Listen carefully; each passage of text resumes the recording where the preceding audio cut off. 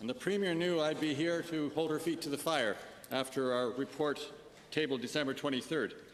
In February this year, the government released Valuing Mental Health, with 32 recommendations on improving addictions and mental health care in Alberta, 6 of which the province identified, and I've heard very little progress on even these 6 issues, let alone the 26 others recommended.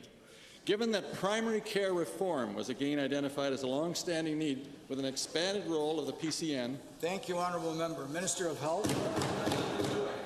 Thank you, Mr. Speaker, and member for the question.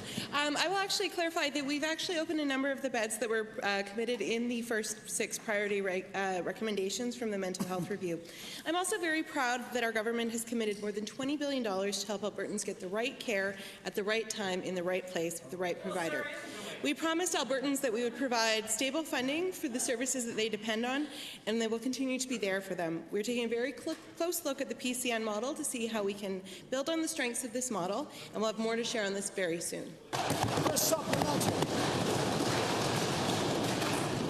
given that the #1 priority recognized by the report was harmonizing the responsibilities between Alberta Health and Alberta Health Services, and given that the Mental Health Review was told repeatedly that unclear direction and tensions between Alberta Health and Alberta Health Services have affected timely decisions and quality of care, what assurances can the minister give us that Alberta Health will stick to direction setting and Alberta Health Services will lead the delivery of services?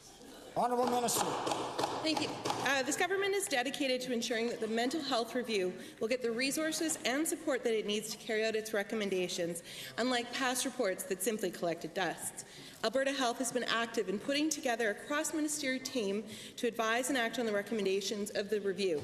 The team also includes many community partners and stakeholders, including representatives from our Indigenous communities, and their experience with the mental health system was so valuable in this review.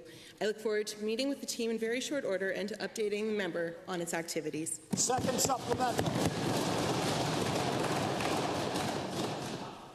A little shy on details, but in light of the government's own report and also that of the Child and Youth Advocate, can the minister tell us what progress has been made to the promised collaborative addictions and mental health planning with First Nations and Métis communities? Honourable Minister.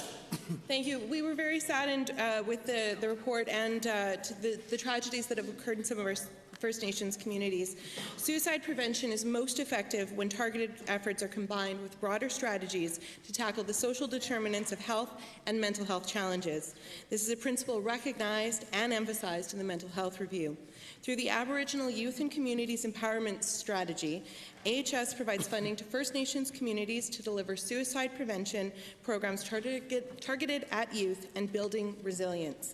AHS has developed a 3-year plan to consolidate suicide prevention efforts across its continuum. Thank you, Honourable Minister. The member from